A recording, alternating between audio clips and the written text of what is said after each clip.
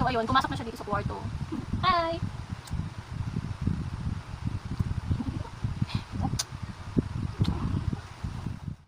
Hi guys! I'm Marnella Mendoza and Mara Beatriz. Welcome to my YouTube channel.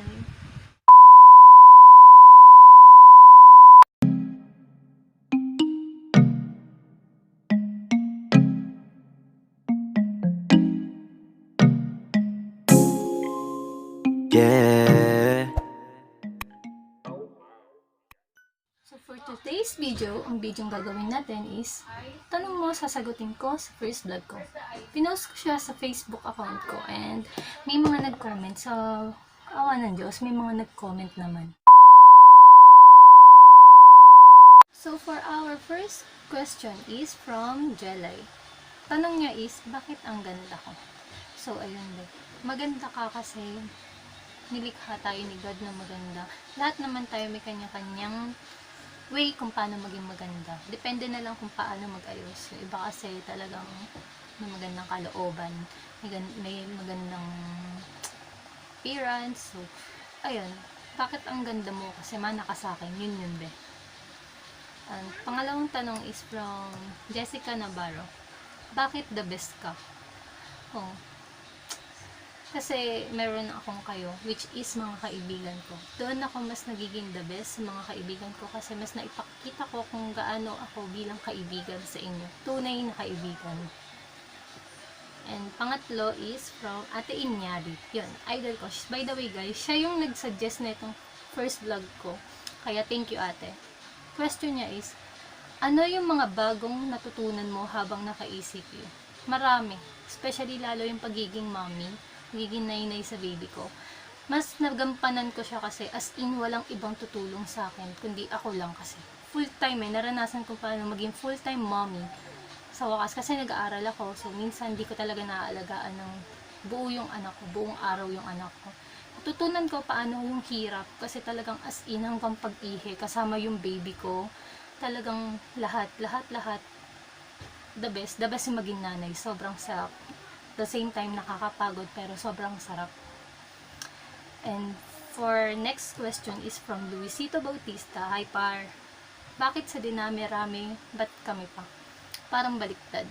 Ako yung magtanong, bakit sa dinami-rami ako pa? Kasi syempre 'di ba, ang dami nating barkada, ang dami nating mas nakilala.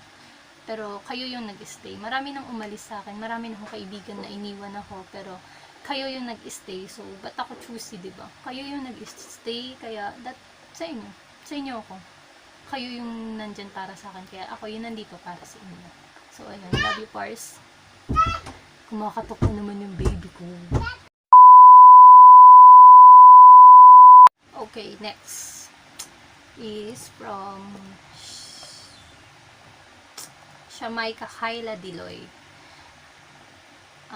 What's your passion? So, ayun. Passion ko siguro is yung pag-makeup sa iba. Kasi sa sarili ko, hindi ako ganun kagaling eh. Aminado ko, hindi ako ganun kagaling mag-makeup sa sarili ko. Kaya pag nag-makeup ako is simple lang, ganyan ang kilay, tapos lip tint, konting eyeshadow na sobrang simple lang. Kasi hindi ko talaga makuha yung, ewan, more practice pa nga daw sabi. Next is from Ian Mendoza. Hi Be, miss mo na ba ang SFP? Ito, tumatawa, mag-away pa sa comment. Ang gigigil ako. So, sobrang miss. Kasi dyan ako nag-start eh.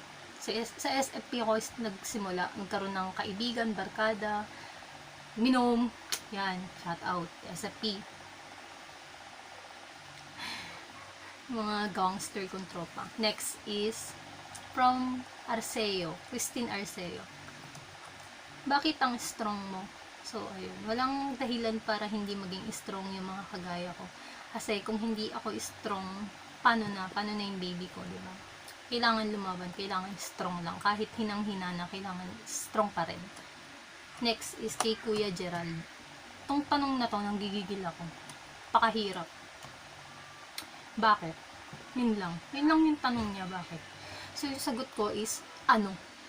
Bala ka sa buhay mo, kuya. Charot lang kuya, sorry. Okay, next is from Jenny Catan. Hi te, Bakit matamis ang champurado? Isa ka pa, gigigil ako. Ang daming maayos na comment, silang dalawa lang talaga yung eme. Hindi ko alam. Siguro hindi masarap pag mapait, 'di ba? Merong mga champuradong mapait kaya hindi na mabili, ganun, hindi kinakain. So, kailangan bagay sa kanya matamis para masarap, 'di ba? More bear brand to come, ganun. Next is from Angela Fair. Bakit sa kabila lahat ng problema mo, bakit napaka-strong mo? More strong, nakaka-touch. Kasi nga yun nga be, kung hindi ko lalabanan yung mga problema ko, wala, talo ako. Kaya nga, kada may problema ako, binubuhos ko lang, iniiyak ko lang, dinadrama ko lang. Sabi nga ng nanay ko, drama ko daw. Ganun. Kasi wala. Kung hindi ako magpapaka-strong, wala. Kawawa kami ng baby ko. 'Di ba? Kasi ako ako na lang yung kailangan ng baby ko.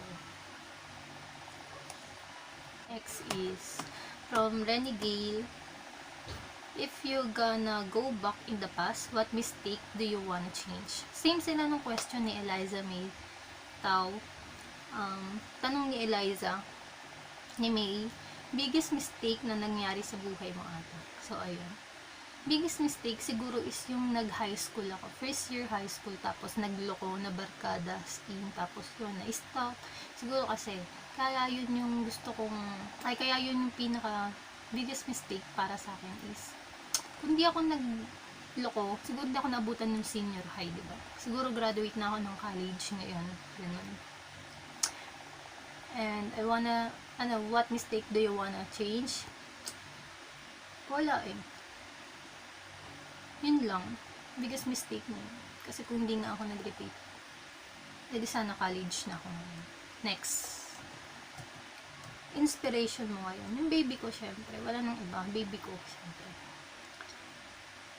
From Nike, Kinike.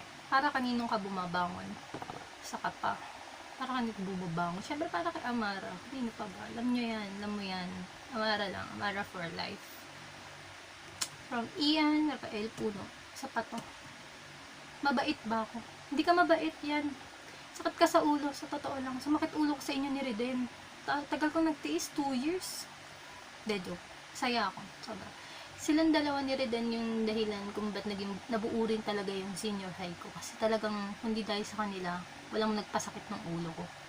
As in, pati pagkain nila ako pa nag-iisip. Kasi talagang, nainay material. Siguro yun yung role ko sa buhay nila, maging nainay nila. Kaya, love you kuya. Shout out din sa'yo. Ikaw lang ang nagpa-shout out in fairness.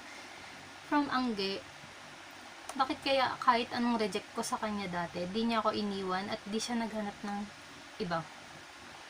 Kasi iba yung love sa'yo ni Kin, iba yung love sa'yo ng tao. Parang kumbaga lahat ng kulang sa sarili niya, sa'yo niya nakita, lagi niya yung sinasabi.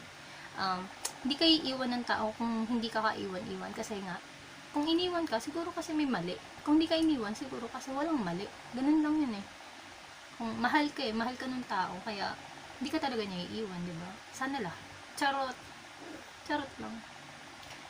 Next is from Nicole Mendoza. Yes, mga Mendoza na to ah.